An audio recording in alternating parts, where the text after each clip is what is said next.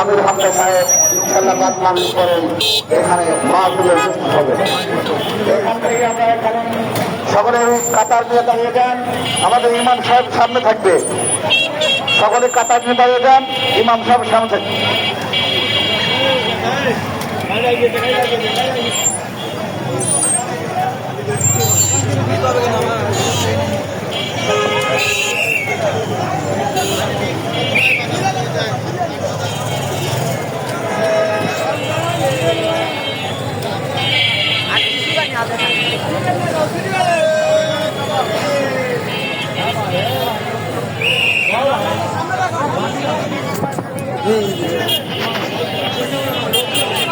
কাতারটা একটু সোজা করে করে,